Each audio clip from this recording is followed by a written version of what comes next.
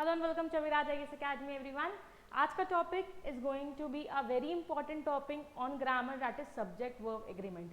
Subject verb agreement एक ऐसा topic है जो आप बोल सकते हो किसी भी competitive exam either you are preparing for any one means JPSC, BPSC, GSSC जिसका अभी फॉर्म भरना शुरू हुआ है, जिसमें भी सेंटेंस करेक्शन आता है, जिसमें ग्रामर के बेसिक रूल से रिलेटेड क्वेश्चंस आते हैं. Subject verb agreement is a topic that can help you solve all. So this video is going to be very helpful for everyone or anyone who is preparing for what competitive examinations. या वो CLAT हो, MBA हो, banking examinations हो या फिर JPSC हो, SSC हो, कोई सी भी एग्जामिनेशंस हो. ओके, तो ध्यान से देखिएगा. ओके, कोई भी डाउट हो तो कमेंट सेक्शन में ज़रूर बताइएगा. We will reply there also and try solving it as soon as possible. Without wasting much time let's begin with the topic. सबसे पहले समझते हैं सब्जेक्ट वर्ब एग्रीमेंट है क्या.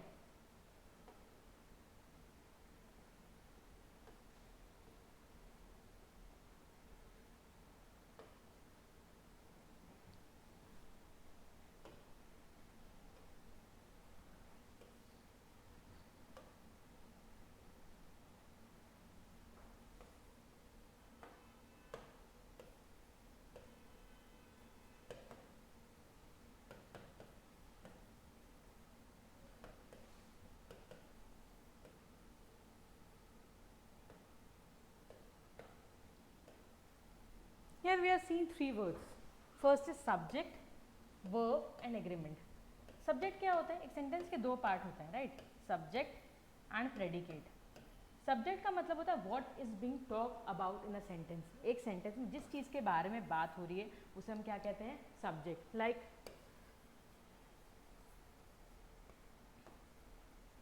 रिया is sleeping. Here we are talking about what? Riya. Riya क्या है? Subject of the sentence. ठीक है. वर्ब का मतलब होता है ऑल एक्शन वर्ड्स. सारे एक्शन वर्ड्स को हम क्या कहते हैं? Verb, right? So when all doing words या फिर ऑल एक्शन वर्ड्स को हम क्या कहते हैं? वर्ब. और एग्रीमेंट का मतलब होता है to agree between two things, right? जब दो लोग एग्री करके एक एग्रीमेंट बनाते हैं, एक डॉक्यूमेंट बनाते हैं, मतलब वो सारे टर्म्स एंड कंडीशंस को एग्री कर रहे हैं, मतलब सामने वाला दूसरे वाले से एग्री कर रहा है. तो यहाँ पे दो लोग कौन है? सब्जेक्ट और verb. So when the subject and verb are related to each other, okay, and they relate to each other and agree with each other, and that is called as subject verb agreement. So what is the meaning of subject verb agreement? When the subject agrees with the verb or the verb agrees with the subject, then it is called as subject verb agreement. एक एक rule बहुत ज़्यादा important है, ठीक है? आराम आराम से देखेंगे सेक्शंस में बांट के, ठीक है? Let's begin today.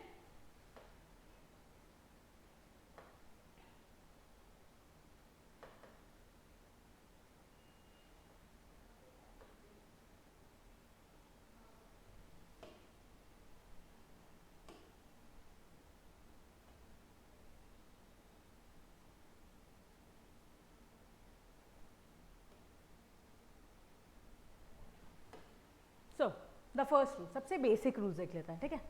तो सब्जेक्ट क्या होता है? सब्जेक्ट में वर्ब और the essential parts of the sentence पता ही है. A verb must agree with its subject in number and person. मतलब कितने लोग हैं उसके हिसाब से, या फिर कितने पर्सन है उसके हिसाब से, या कितना चीज़ है उसके हिसाब से वर्ब को एग्री करना होता है सब्जेक्ट के साथ. अब एक बहुत सिंपल सी चीज़ है, right? We know noun plus s और ई s makes it plural, right? Noun plus s या ई एस, यानी मतलब पेन में हम लोग क्या एस ऐड करेंगे तो क्या हो जाता है? Pens. That becomes what? Plural in subject, correct? लेकिन वर्ब के साथ ऐसा नहीं होता है. वर्ब इफ आई से सिंग, ठीक है? सिंग में इफ वी ऐड एस या फिर ई एस तो it becomes what? Sings. Sings becomes singular. मतलब she sings beautifully, not she sing beautifully. क्योंकि अगर वर्ब को सिंगुलर करना है तो हमें उसे क्या करना होगा? उसमें एस या ई एस ऐड करना होगा. सो वर्ब का जब भी सिंगुलर या प्लूरल फॉर्म करते हैं तो वर्ब को जब भी सिंगुलर में कन्वर्ट करना होगा we need to add what? S और ई एस. इस चीज़ के अच्छे से ध्यान रखिएगा. दे आर प्लेइंग होता है, ठीक है? या सपोज वी से रिया ईट्स होगा, ना कि रिया ईट होगा, ठीक है? बात समझ में आई? बिकॉज वर्ब requires s और es to make itself what? plural. ठीक है? पहला चीज समझ में आया, सबसे बेसिक चीज है. तो if the subject is singular, verb must be singular, और subject is plural तो verb must be plural. जब भी आपका जो सब्जेक्ट है वो अगर सिंगुलर होगा तो वर्ब क्या होगा, सिंगुलर होगा, और जो सब्जेक्ट है वो प्लूरल होगा तो वर्ब क्या होगा, वो भी प्लूरल होगा. चलिए अब रूल्स को देखते हैं और समझते हैं.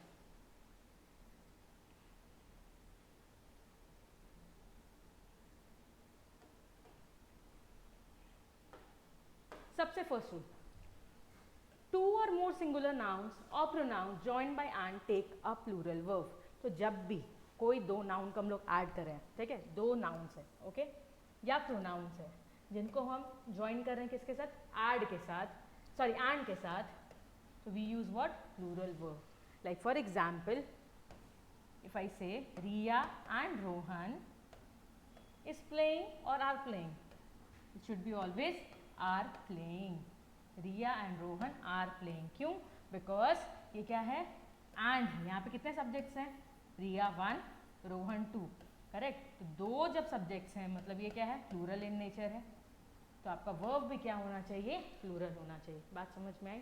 तो जब दो नाउन या दो प्रोनाउन को हम लोग एंड यूज करके ज्वाइन करेंगे, then we are going to use what, plural verb. Okay, next one is like for example, he and his sister were playing. Gold and silver are precious metals. Fire and water do not agree. Can you see, are, were, ये सारे के सारे क्या हैं, plural है. So whenever we are joining two nouns or pronouns using and, the verb taken should always be plural in nature. Am I clear? चलिए आगे देखते हैं. Rule number 2. बट यहाँ पे एक एक्सेप्शन, वही रूल नंबर 2 है. If two singular nouns refer to the same person or thing, the verb must be singular in nature. देखिए,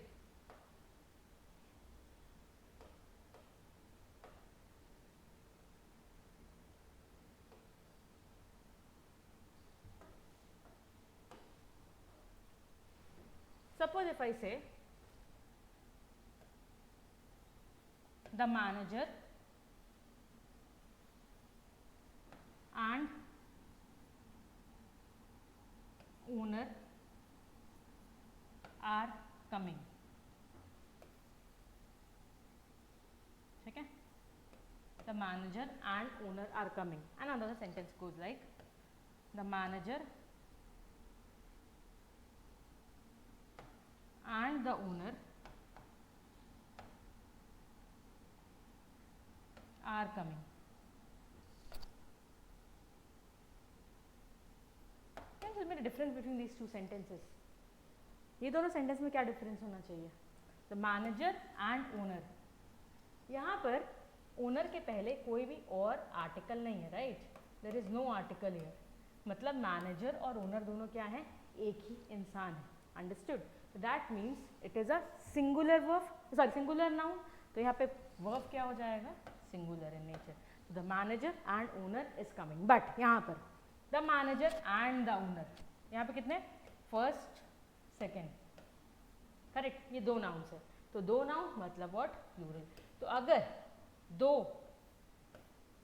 नाउन्स सिमिलर सिंगल पर्सन को रेफर कर रहे हैं, then we are going to use what, singular noun. But अगर दोनों noun के पहले different articles आ जाते हैं, ठीक है, इट मीन्स कि क्या वहाँ पे दो लोग हैं या दो अलग अलग डिफरेंट पीपल की बात हो रही है, तो वहाँ पे हम लोग क्या करेंगे, ऑब्वियसली प्लूरल नाउन लेंगे, सॉरी प्लूरल वर्ब लेंगे. क्लियर है? तो जब भी अगर दो नाउन मिलकर किसी सिंगल चीज को रेफर कर रहे हैं, लाइक एक और एग्जांपल ले लेते हैं. Red and sorry a red and white ball is in the garden. ठीक है, और सेकेंड है a red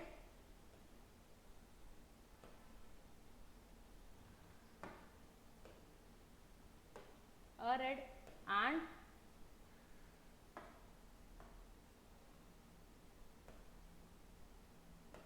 a white ball. यहाँ पे क्या हो जाएगा, आर इन द गार्डन.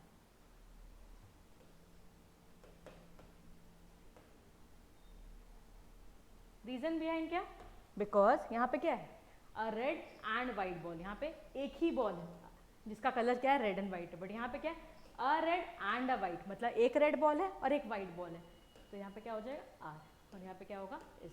आई बात समझ में?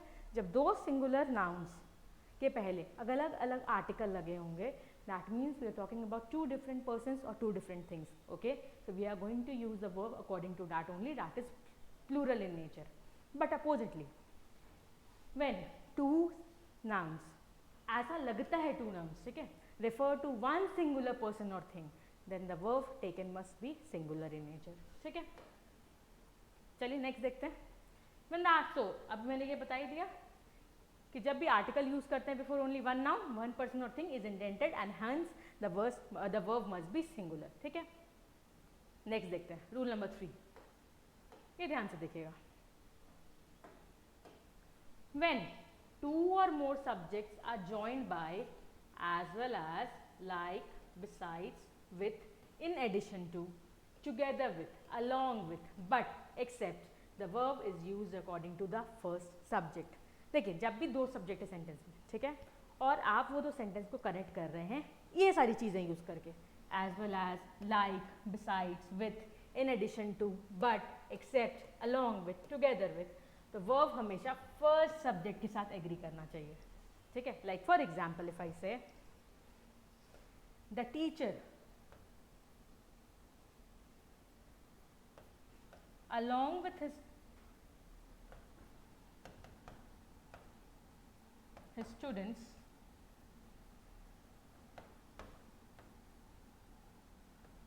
were या फिर was present at the party.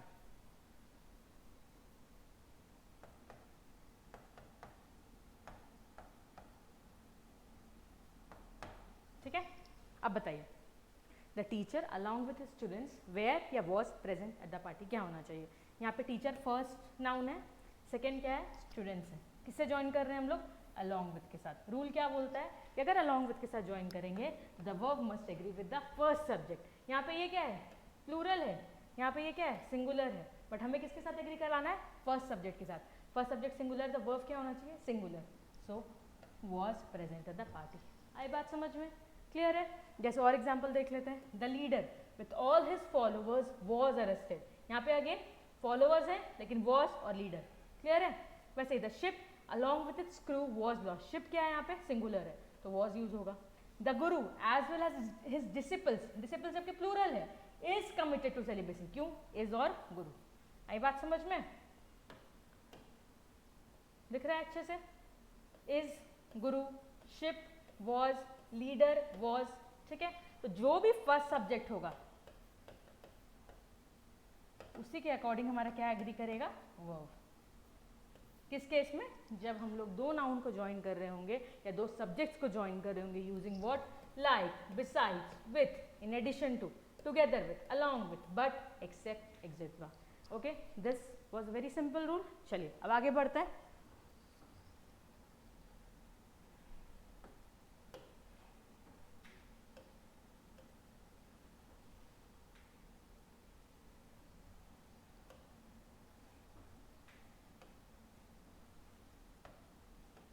हमने हमेशा पढ़ा words like each, either, neither, someone, right? Each, either, neither, someone, ये सारे वर्ड्स के बारे में हमने पढ़े. ये सारे वर्ड्स कितनी बार सुनने में हमें लगते हैं anyone, like each of us are coming. हमारी आदत तो ये बोलेंगे ना, each of us are coming, neither of them are going. But ध्यान दीजिए, टुडे, आज से ये गलती आपसे नहीं होनी चाहिए. Okay, because we are going to learn each, either, neither, anyone, someone, no one. ये सारे के सारे सिंगुलर इन नेचर होते हैं. ठीक है, ये क्या होता है? इनका नेचर क्या होता है? सिंगुलर होता है हमेशा. That's why they are always going to take verb which is singular in nature. आई बात समझ में? ठीक है, ये सिंगुलर होते हैं इसलिए इनके साथ जो वर्ब भी एग्री करता है वो भी क्या होता है? सिंगुलर इन नेचर होता है. Am I clear with it? ठीक है, each, either, neither, someone, anyone, याद रखिएगा. चलिए रूल पढ़ लेते हैं. Either, neither, each, every, anyone, someone, nobody must be followed by a singular verb. ये हमेशा क्या फॉलो करेंगे? Singular verb. Like for example,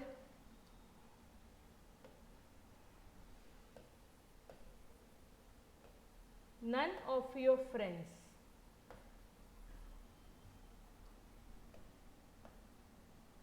is loyal या are loyal.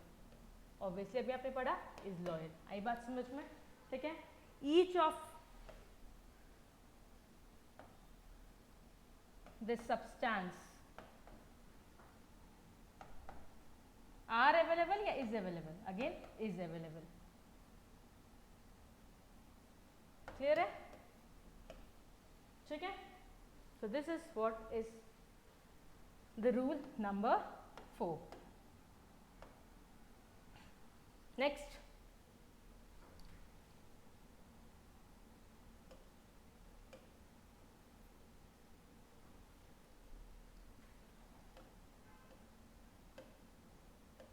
पहले रूल रीड कर लेते हैं, उसके बाद आगे देखेंगे.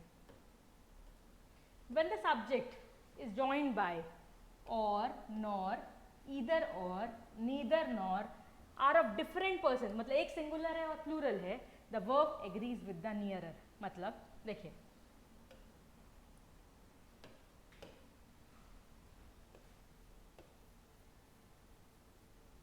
neither Neha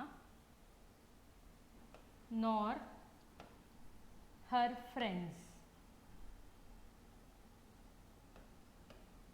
are honest. ठीक है. ओके. यहाँ पे किससे ज्वाइन करें? नीदर एंड नॉर से. नेहा क्या है? सिंगुलर है, राइट. फ्रेंड्स क्या है यहाँ पर? प्लूरल है. रूल क्या बोलता है? जब भी आप नीदर, नॉर, ईदर और, नीदर ये सबसे ज्वाइन करेंगे सेंटेंसेस को, तो the verb must agree with the nearer. यहाँ पे वर्ब के सबसे पास कौन सा है? फ्रेंड्स. फ्रेंड्स क्या है? प्लूरल. तो वर्ब भी क्या होगा? प्लूरल. आई बात समझ में? ठीक है. तो रूल क्या बोलता है? Neither Neha nor her friends are present, sorry honest. Clear है? तो जब भी we are joining two verbs again using what? Neither, nor, either or, the verb must agree with the nearer. So when the subject is joined by or, nor, either, nor, neither or are of different persons, ठीक है, the verb must agree with the nearer. जैसे neither Rekha nor her friends were present at the party. Again friends were. Clear?